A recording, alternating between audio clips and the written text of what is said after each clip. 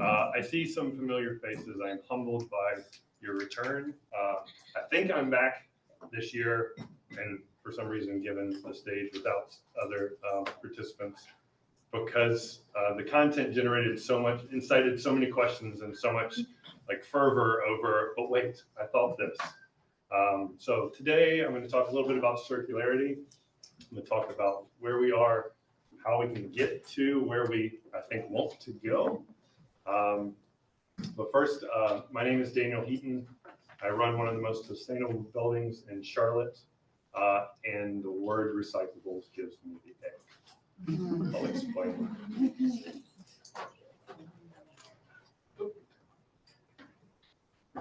So we're first going to start with the big picture, what circularity really means, and then we'll quickly get into examples right here in Charlotte and beyond. Then we'll look at real world products. I'm not talking about every single product out there. I'm sure everyone has one or two in their mind. But I want to highlight a couple of products that are being used, strategies that are being deployed to get us to where we are in a truly circular economy. This isn't a theory class. This is actionable progress where we can get to where we're going. Ideas that you can use in the workplace, ideas that you can advocate for with your representatives, talking points that you can talk to your neighbor that's too stubborn to shift their mental state. More importantly, we're going to reframe how we talk about waste. It is not a problem to manage, but a problem to just redesign out of our entire system. Lastly, we'll talk about some policies that are going on, some policies that recently got squashed, and how we can jumpstart the next conversation, be it in current administrations or future ones. So on a traditional economic model, we have linear, what we're doing with right now. We extract stuff from the earth, we make stuff, we use it maybe once or twice, hopefully more, but when we're done with it, we throw it away. Take, make, waste. This approach worked back in the past when we felt that materials were infinite. We are now learning that materials aren't infinite. We are now coming to realize that we have landfills closing and mounding up, and land that we can't go across the street and dig more space. We are creating emissions. We are creating unnecessary problems for future generations because of this take, make, waste approach. In North Carolina, we're running out of landfill space. We have ordinances with the new Unified Development Ordinances. We can't dig another hole in Charlotte without impacting another community or shipping the material away. We are actively shipping waste and recyclables away to other countries, to other states. We lose the right to dictate where that goes when we say bye-bye to it here in Charlotte. That is a challenge and a problem for its end use. This is not just an environmental use either. This is not just tree hugging talk. This is an ethical use as we put the onus on other people. This is a social justice use as those people absorb the burdens that we are generating and creating in these wasteful practices. This linear model was not designed for sustainability. It was designed for profit corporations. That's not just big tin hat talk. That's what we're living in right now. That chasing arrow triangle that we'll get to later, not recyclable, not the solution. So instead of a straight line, how many people have seen this butterfly diagram from Ellen MacArthur? Awesome. So Ellen MacArthur Foundation created this butterfly diagram. Instead of a straight line of a linear economy that we're currently in, a circular economy is, wait for it, a loop, right? Closed loop systems that mimic nature, that design out waste, and that ultimately keep materials in use. So those are the three principles of a circular economy. On the left side, we have our biological cycle. So think nature, right? So if we start in like the biosphere, the regeneration, the middle of that circle, and then we focus on nature itself, on the soil, on regenerative practices, on making sure that things are treated the way they were before we even existed, as we farm and as we harvest stuff. So I'm not digging in deep, pardon the pun, to no tilling, but regenerative ags and systems that treat Mother Nature how it was. As we make products and harvest things, then we're talking about that supply chain and where its end use will be. Ultimately, it's back into the earth, but not in a landfill sense where it's just decomposing and emitting methane and other greenhouse gases. But we're composting, we're anaerobic digesting that material, and we're making the soil that we just took it from just as good or better than what it once was. These cascades that you see, these tinier closed loops, are other types of systems where we're using material, organic material, for other little products within and keeping tiny loops within. This is Mother Nature in that circular economy. The goal is to nourish the ecosystems. This is the opposite of that. So the opposite is where things that don't biodegrade. So metals, plastics, synthetics, all of the material, the stuffs that we buy, the cell phones in our pockets, the reusable water bottles on our tables. This is what should stay in effect as long as possible. Keep it out of the earth. We extracted the material. Now let's keep it out of the earth, keep it out of the landfill for as long as possible.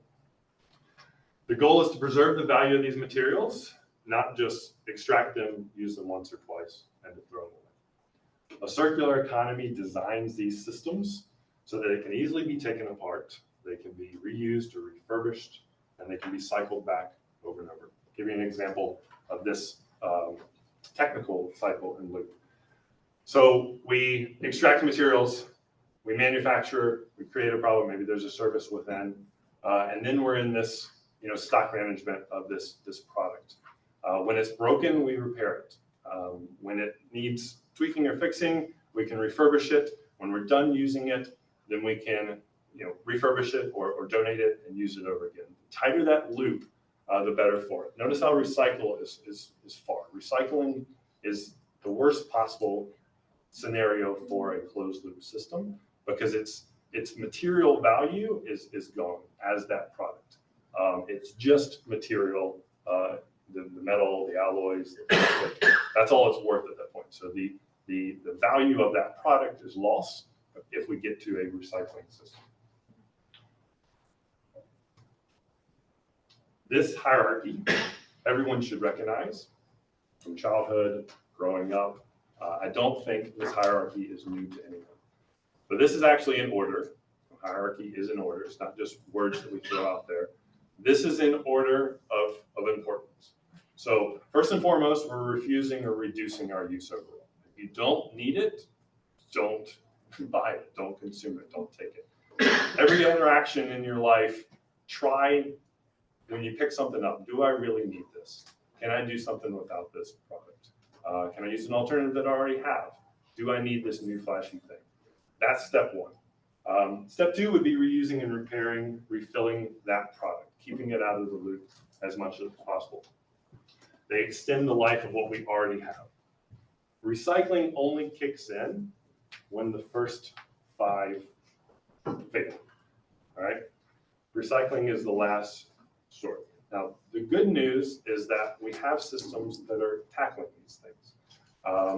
We can create examples and generate examples of every single one. So we know it's in our mind. We're just going after convenience, right? Convenience is kind of killing this process in the system. And we need to kind of ignore convenience for a second and get back to this. This is the base, this is the Bible, if you will, of a circular economy and how products move throughout our life in order to eliminate them. So what are we doing locally? Has anyone been to the Innovation Barn? Awesome. Okay. You guys want to come up and give a little spiel about the Innovation Barn? So the Innovation Barn, obviously a proud project of mine and what has formed the last 6 years of my life. The Innovation Barn is a circular economy and business incubator right here in Charlotte, one of the first of its kind. When the city of Charlotte pledged to be the first circular economy city in the U.S. It's a city-owned building. 18,000 square foot of usable space. And within is a multitude of tenants, for-profits and nonprofits, all driven to make Charlotte circular or waste-free. There are no styrofoam packaging manufacturers in here.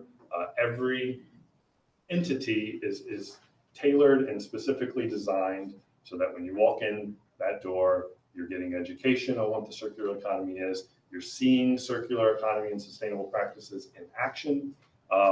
And we are actively diverting waste away from landfill. Here are some of the entities within those walls. Take mental note, take a picture, write these down, support these organizations. Some of them are nonprofits, some of them are for-profits, some of them at the barn happening this week and didn't make the PowerPoint presentation. As a business incubator and accelerator, we're constantly growing. We've got this kind of really cheesy moniker or mantra that we can't call ourselves the innovation barn if we're not constantly innovating. So the hands that were raised up, unless you visited yesterday, I guarantee you when you come back, something will be different. And it always is, because we're constantly looking for that next big program, that next big initiative and idea in order to divert waste. This isn't all just a big sexy building with smoke and mirrors either. This is delivering some massive results. Since opening in 2021, we have created over 60 jobs in the circular economy and sustainable space here in Charlotte. When we talk about sustainability, we occasionally get the glazed over look of, this is a tree hugging or overly progressive, or, this is a blue idea. But then when we start throwing these quantifiable numbers out of job creation and waste diversion and economic workforce development opportunities, everyone surprisingly comes to the table, and it becomes something we all as a society can get around. All right. Envision Charlotte, 3 people, me and 2 other ladies, run Envision Charlotte. We have diverted over 100 tons of waste alone just using these principles. The other entities, the tenants in there, Crown Town Compost, the Bulb, lots and lots and lots of waste. The Bulb is a nonprofit, takes food waste, rescues it from grocery stores. They rescue over 250,000 pounds of food waste and feed over 13,000 people, 20,000 people per year, just by extending the life of food and getting it away from the landfill. Each of these players has a very specific and really cool story to tell at the barn. I'll be happy to get to it a little bit later from Q&A. We've also started collecting glass. So back to that word recyclable and what it means. We're redesigning systems to go back to the way it once was, setting aside convenience, where we are collecting glass source separated, or we're collecting glass at the source and we're ignoring mixed recyclable or that single stream bin. That green bin that some of us may have, quick aside on social justice, not everyone lives in a single family home. Not everyone has access to a green bin that they can participate in this recycling or circular economy. But if you do, it all goes in there, it goes to the MRF. It's sorted as best that we can and that we've invested in, and then it's sold. There's no magical place, there's no special wand that's waved in order to turn those products and that residual waste into trash. And a massive amount, unfortunately, more than we need to, of that green bin that we think is going to the right place is heading to the landfill. So we're actually paying twice to manage it at the recycling center and then take it to the landfill. It is inefficient, it is broken. So what we've started to do is we're going after big players like Spectrum Center to collect their glass. Spectrum Center generates a ton of glass, 17 tons in the past 2 years to be exact. When you go to a Hornets game, when you go to a Nicki Minaj concert, you're going to have a concert, you're going to have a cocktail, you're going to have a glass of wine. Those bartenders are pouring glass. Instead of throwing it into the recycling bin, we have these clear glass only. It was really a shift of instead of this bin, put it into this bin. We created a job. We collect glass 2-3 times a week from Spectrum Center, and we take it to the Innovation Barn. What we're not doing is sending it to Atlanta, which is currently the model, What we're not doing is paying $50 a ton to ship it 4 hours away and get $10 a ton back. No one has to be a math expert to know that that doesn't make sense. What we are doing is we're taking it to the barn. It's less than a mile from where it was poured. We're crushing it into glass or into sand. Looks like that when separated. And then we're putting it right back into concrete products around Charlotte. Working with CDOT to fix sidewalks, put it back into Spectrum Center and their upcoming renovations right now, and concrete bollards and benches and artwork and terrazzo features. We're closing this tight loop on glass within literally a couple miles. And in doing so, we're reducing those emissions, we're creating those jobs, we're keeping all the products here locally. We're also hosting repair cafes, workshops, teaching people, helping people learn how to repair. The repair cafes, everyone probably has something broken in their house that they don't want to just let go. But there's right on the, the edge of like, I'm going to throw this away, but I don't want to throw this away. You can learn to repair that. We have repair cafes almost monthly. It's getting to monthly, where experts offer their services and their expertise to help you learn to repair those items, be it a bad solder or a restitch on a thread or something that requires a little bit more know-how. We have repair cafes and we can repair versus replacing that item. Another thing that we worked on in the reuse category are social districts. Has anyone heard of social districts or been a part of it? Plaza Midwood has the only social district currently in Charlotte. Social districts, for those that are unaware, allow you to go to a bar or restaurant, get an alcoholic beverage in a cup, and leave that building, similar to what they do in other states where there's maybe open container walls and allowances for that. So Plaza Midwood, you can now go, you can get a cup, you can get a beer, you can walk to the next one, you can walk from Legion over to Workman's Friend, and you can enjoy that beer along the way. The way the law was written, the way the policy was written by Raleigh, in order for everyone else to use, is that cups had to be used. Disposable cups were preferred. Reusable cups were okay, and that opened up the door for a lot of plastic waste. I did some personal research by going to Monroe, North Carolina, and seeing what this meant. I walked into a bar, I grabbed a cup, paid 25 cents for that cup. That's how the social district down there is set up. I enjoyed a beer from bar A to bar B. I did the same process 3 more times. I had a driver. No more I promise. But at the end of my experiment, at the end of my research, I had 3 plastic cups that I paid $1.75 for. And I was told by all 3 bartenders that I couldn't reuse those cups the very next day, even though the cups that they were serving the very next day looked identical to the ones that I had. And when I asked and pressed, like, why not? They said, that's the way it is. So I came back and I said, I'm going to fix that in Charlotte. So we hijacked the application for Plaza Midwood, lovingly, of course. And we said, this is going to create a lot of plastic waste. And with one little pivot, one little change, one little thought and redesign, there will be no plastic cups in Plaza Midwood. We looked at stainless steel cups. We looked at polypropylene cups. We looked at reusing those cups. And what we found overwhelmingly, even though polypropylene, so think of like a really hardy stadium cup, and then a stainless steel cup, similar to this, what we found is that people see more value in a stainless steel cup, and therefore are less likely to throw it away. So that value is there, be it perceived or real. So then we talked to the bartenders and the restaurant owners and the public about what it would look like to buy that cup and own that cup.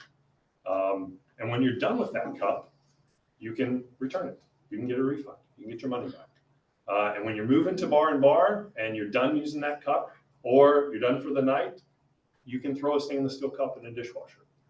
You can't do that with a little flimsy plastic cup. To date, we have deployed over 6,000 stainless steel cups in Plaza Midwood. Not a single one has been returned, and we haven't had a single complaint on trash or litter or public intoxication or big issues that this has caused. Huge win if you think about 6,000 people on average having one drink every other weekend. I mean, you can play with those numbers to dictate that it's tens of thousands of cups saved in just this one little program. Now, could we put a social district in every neighborhood? There might be one in Montford that we are dictating here with Catherine. But Charlotte is ultimately going to probably go that direction, but it's still optional to use a stainless steel cup.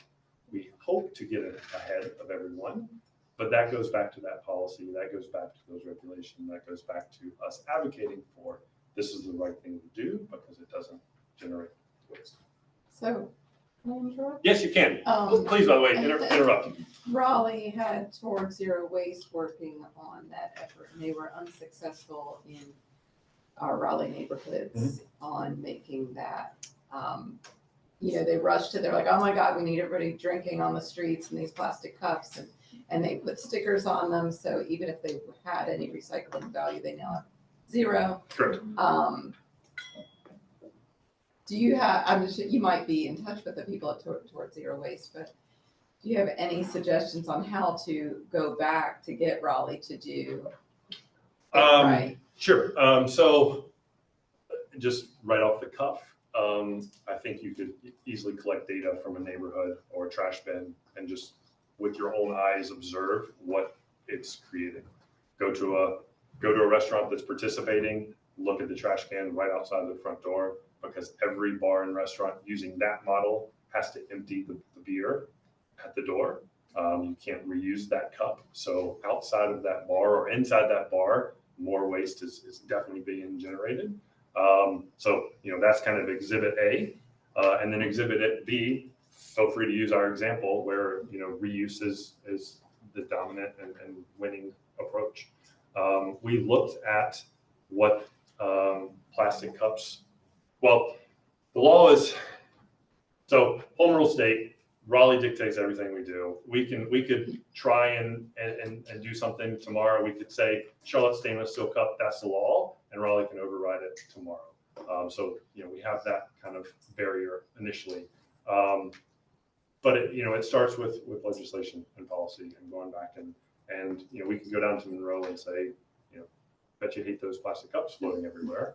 Here's an easy solution, and one way that we made it work, and this might also get to your answer, is that we charge for the cups. So we sell the cups to the bars, but we did it with such a low margin so that the bars could then turn around and sell it to the consumer and still make a little bit for their own pockets in dealing with, the sell.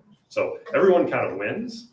We got initial pushback that the cup was costing $10. But then when people started realizing that they could reuse it over and over and over again and take it home and reuse it over and over and over again, and those 25 cents and 75 cents that I paid in Monroe go away, after a couple weekends, of socializing, it was a no-brainer. And after 1 week of reporting and kind of feeling back and media saying, what is this new program? It's whispers at this point. So make money for the bars, keep trash out of the bars and the streets was a no-brainer. So outside of Charlotte, and this is the list that, aside from asking chat, like give me top 4 in US, here are a couple of ideas that's going around. None of them are new. You're going to look at them and you're like, duh, that makes sense. But this is actually what's going to change our mentality to get away from wasteful practices. So office furniture, the chairs that you're sitting in, is it designed in a way so when you're done with it, it can easily be taken apart? The foam padding, the stretchy, fabric, the metal frame, can it be taken apart to make into new things over and again? The jeans, the clothes that we wear, are we trending towards fast fashion, or we're just buying something quickly, using it for a day, and then tossing it away or donating it? Or are we buying, like Genevieve said, really dirty, reliable clothes, durable, not dirty, durable clothes that will, last, the test of time. Jeans that'll last 20 plus years, regardless of trends or fads. Or programs that will take jeans back. This whole lease as a service is a very circular economy approach. These lights, instead of this building buying these lights, why not as a subscription service so that we can basically lease the lights, borrow the lights, rent the lights, and then Electrolux or Signify or whoever installed this lighting, they're responsible for those lights. They're responsible for designing a better light so that it lasts longer. They're responsible for changing it out in case it goes down. You know, there's no just like buy and now you own the lights and it's your problem, deal with it. So this lease as a service is a way to extend the life of materials and to promote that closed regenerative loop. Toothpaste bits where, you know, you're removing plastic, you're removing water. You'll see, you know, laundry sheets where, you know, the water is not shipped, the plastic is not there. Those are all, you know, ideas to eliminate or start to eliminate just unuseful plastic or unuseful material. And then always the right to repair, similar to repair cafes. You know, YouTube and online is a just cache of information on how to fix things. I would challenge you all, even if you're not the most handy or DIY minded person, if something breaks in your house or you get an error code on your, you know, your computer or your dishwasher, look it up real quick. And you can probably get some information on how to repair it. And sometimes for a nominal fee, you can find the part and learn how to repair that thing. Or come to the repair cafe at the barn and we can show you how to fix it. Versus the mentality of it's broke, this is gonna suck for me to pay X $100, but I'm gonna throw it away and buy another one. Typically for less than that, you can fix it and move them off around your way. Quick question. Yes. Can you just speak a little bit more about repairability scores? That seems interesting. Like, is that like something like a third party, like a? There are some third parties that do Repairability. repairability scoring and kind of highlights who's protecting their IP and who's not letting things be fixed.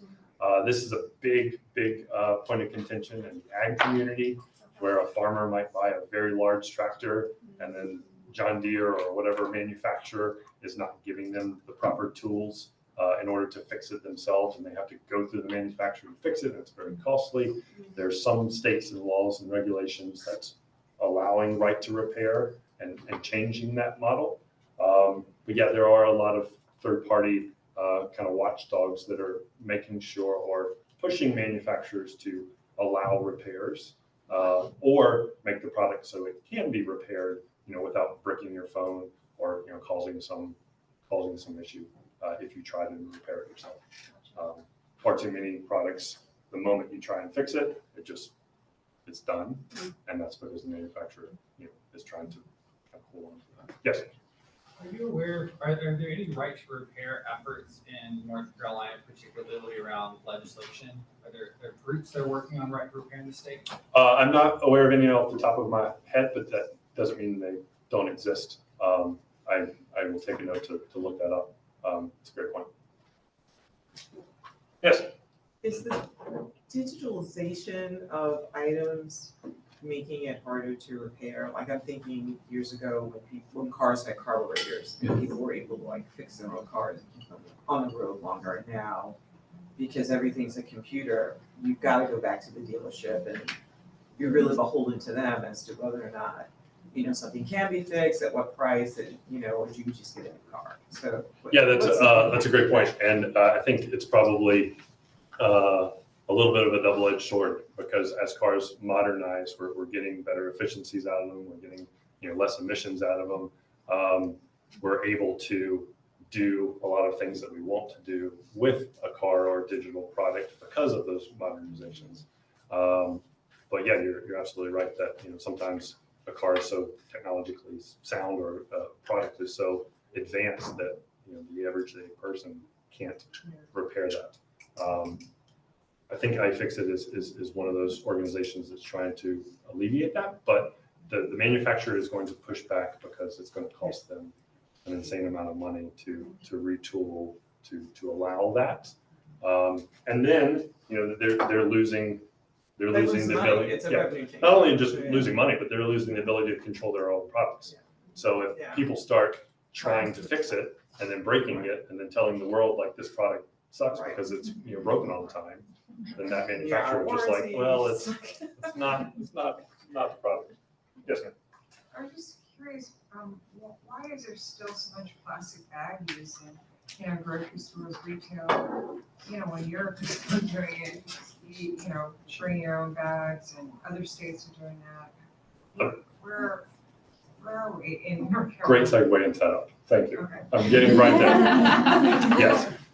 There are a lot of great reasons for that policy and mentally, and we'll get to that next. Yes? Oh, okay. So, policy.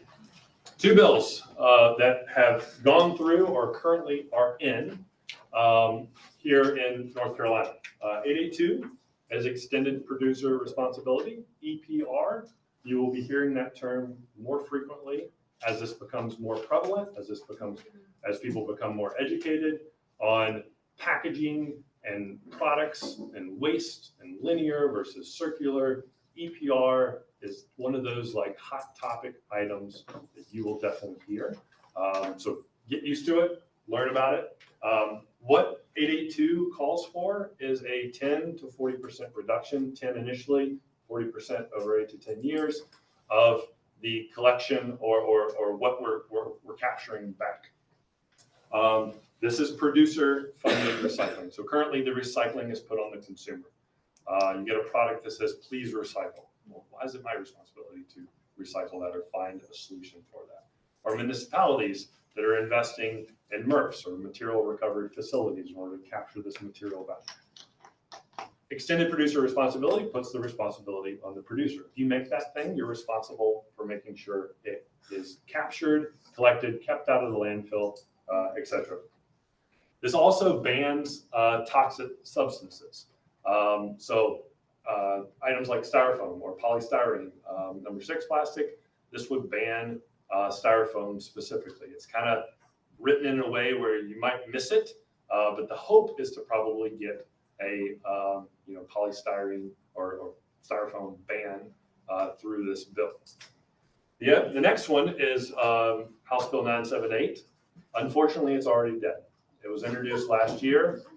It died pretty quickly, but this is the equivalent of a bottle bill.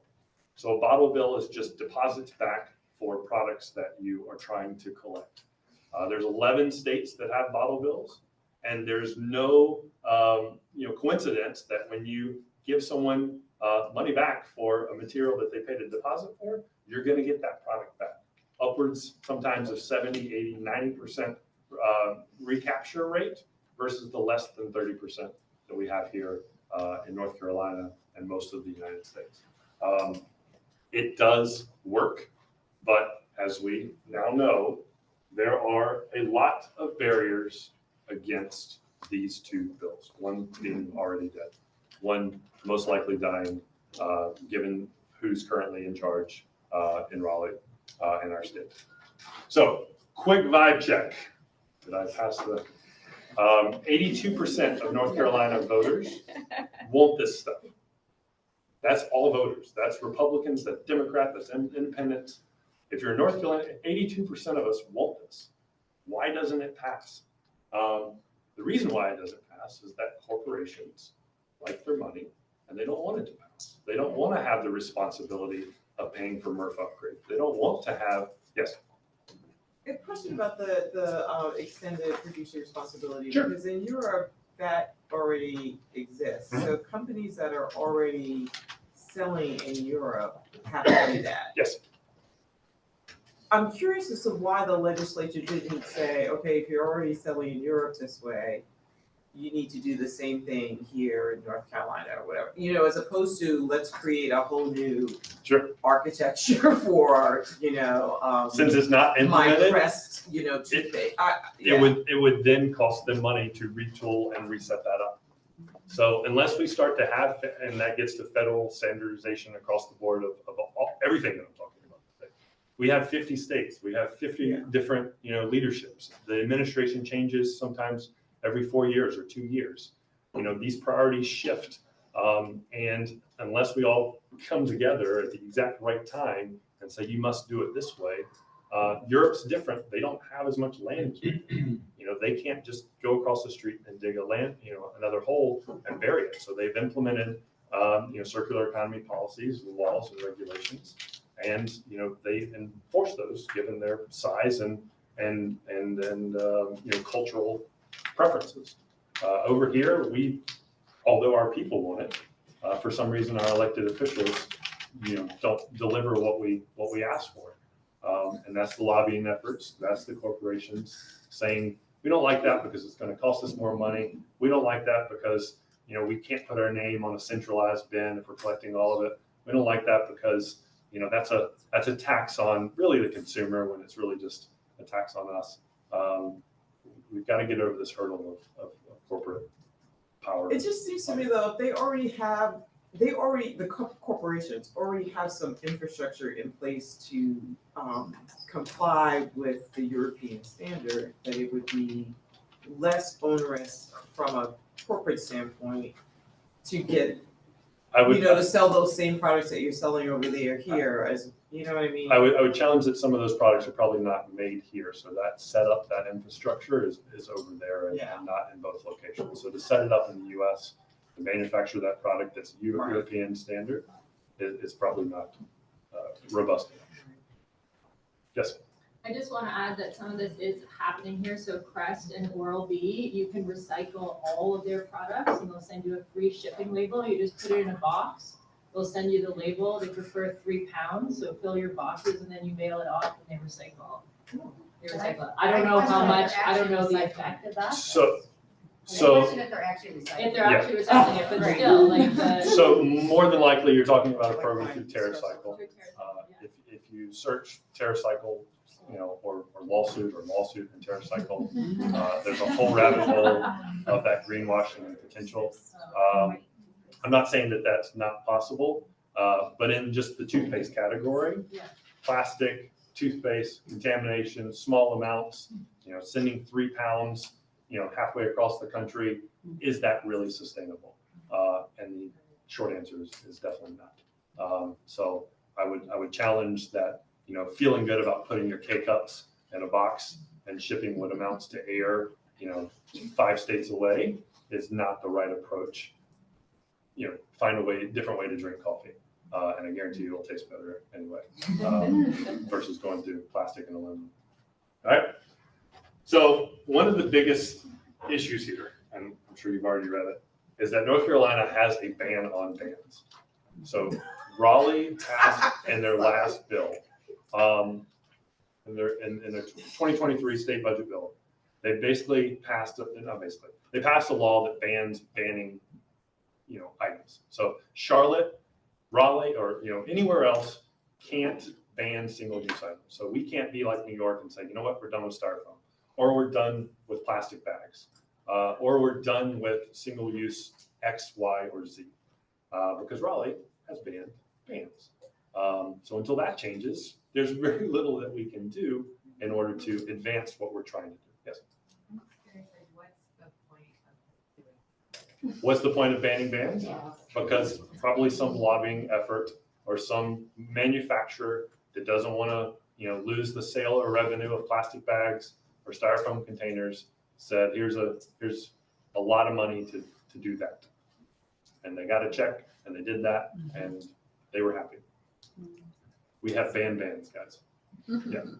It looks like it was part of a budget bill. Is that something that they're re-pushing year over year, or is there potential to change that? Potential to change that.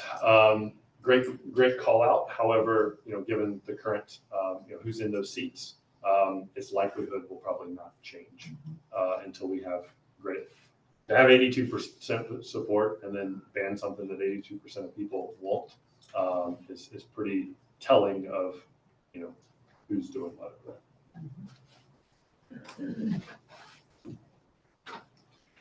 A linear system, waste is the default.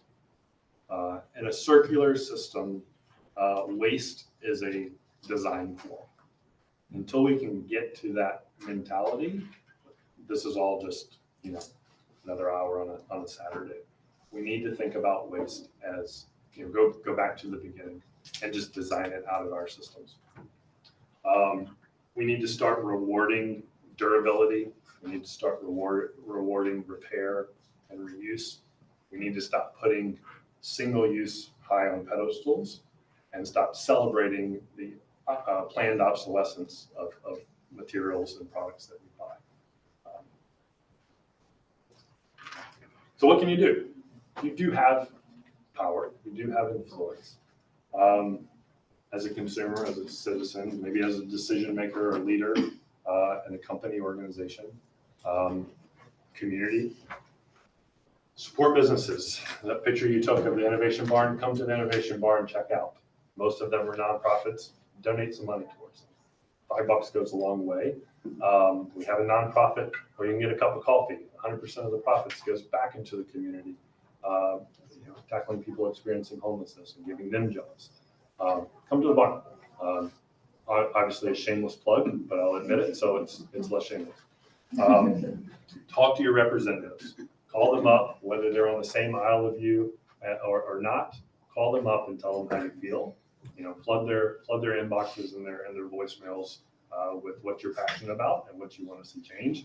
Make that 82% go higher, because until then, they're just going to keep doing what they're doing.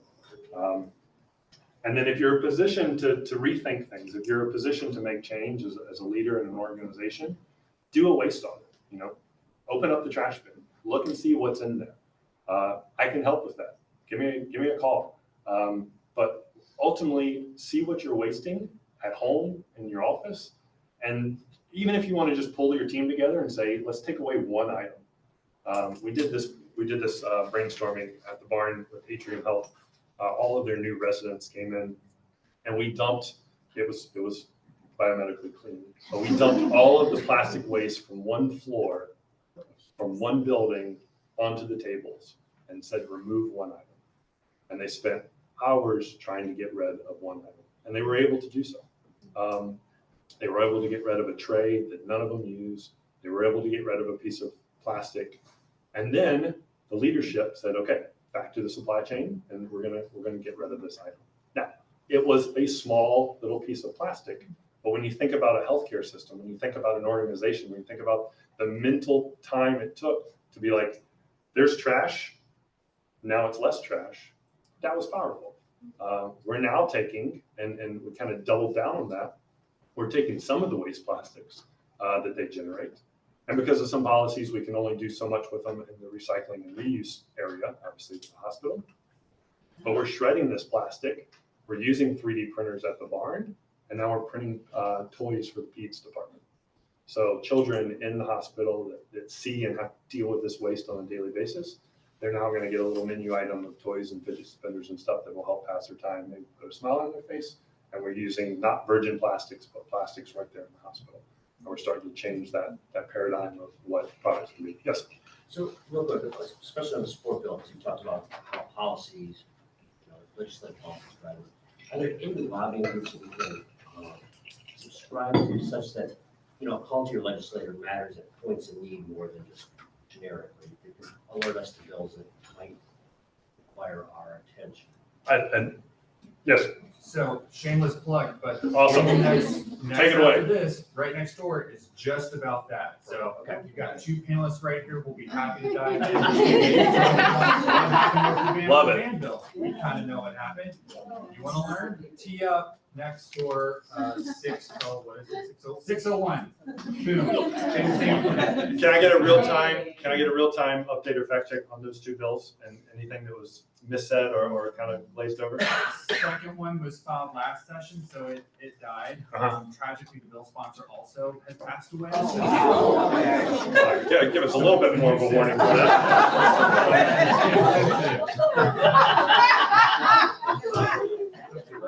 Bill, it was just all Democrats on the bill. And you can't run a bill that way.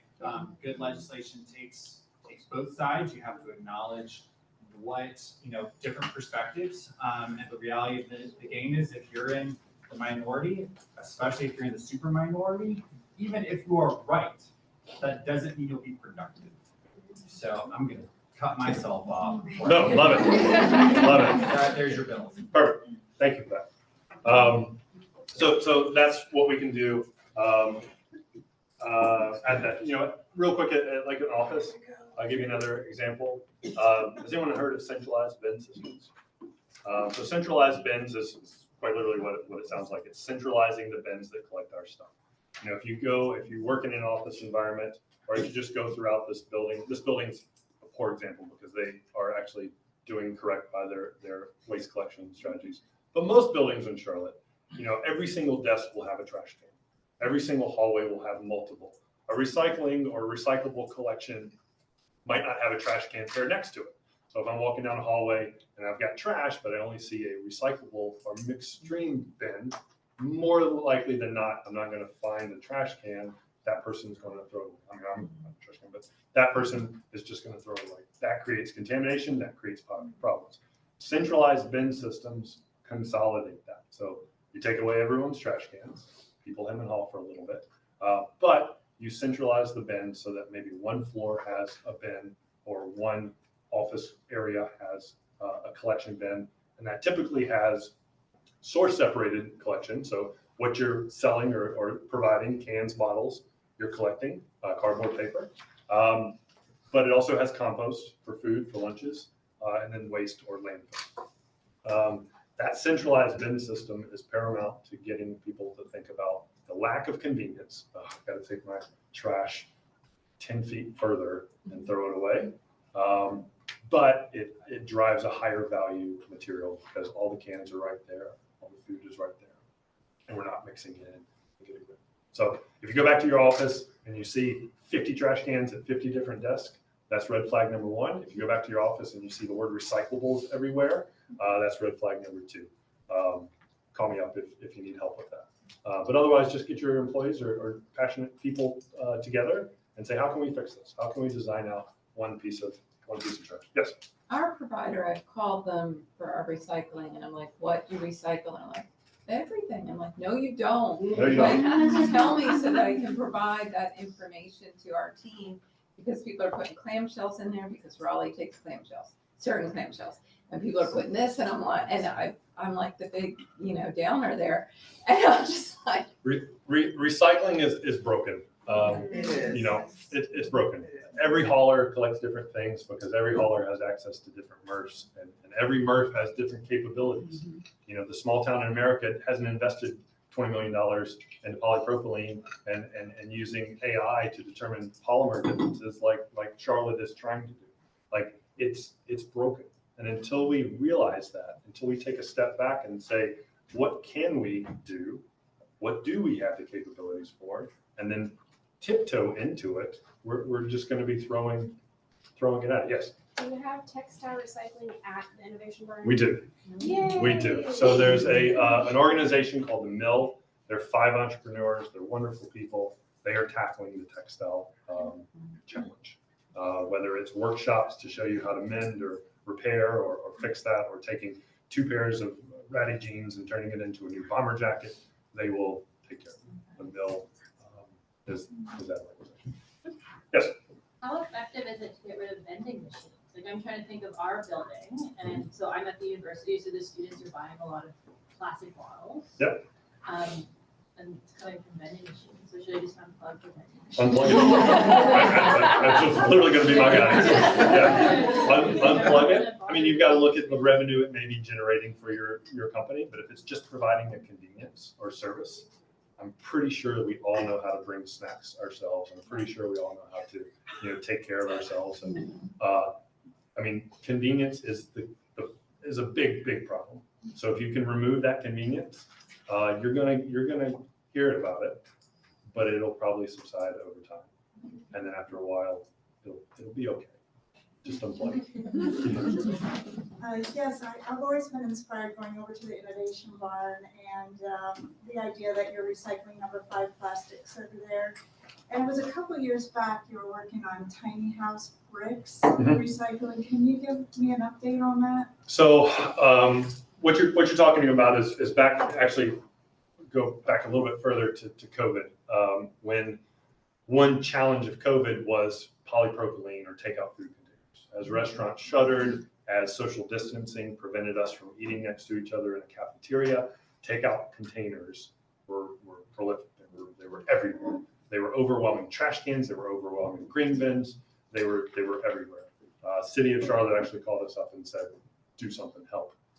We do not have the systems yet to collect polypropylene or the number 5, if you look in the triangle. But what we determined and what we discovered is that polypropylene is a pretty friendly plastic to use or try and process. It doesn't have super toxic chemicals, or it doesn't have super toxic like fumes. We can shred it and we can melt it and extrude it into new products without killing volunteers or causing harm to us. But we can divert and we can start to turn on ideas. So we got some machinery and we started making 3D printer filament, because one of the needs in COVID was printing out PPE face shields and like the frontline worker mask. We looked at the larger things and looked at housing challenges and the homeless population, and we prototyped and looked at building homes with this, but it never came to fruition. Some of the challenges of plastics are just that. Plastics and working with plastics, especially in a incubator or R&D type of environment, are just challenging. We've made park benches, we've made beams and bricks, but the hurdles of overcoming the off-gassing if you're living in a home, plastic, microplastics if you're drilling into the literal wall and creating that waste, were just far too much to overcome. So that project has been paused at the moment. Doesn't mean it doesn't exist elsewhere, but making plastic bottles into plastic bricks, not the best use of that material, for sure. Yes?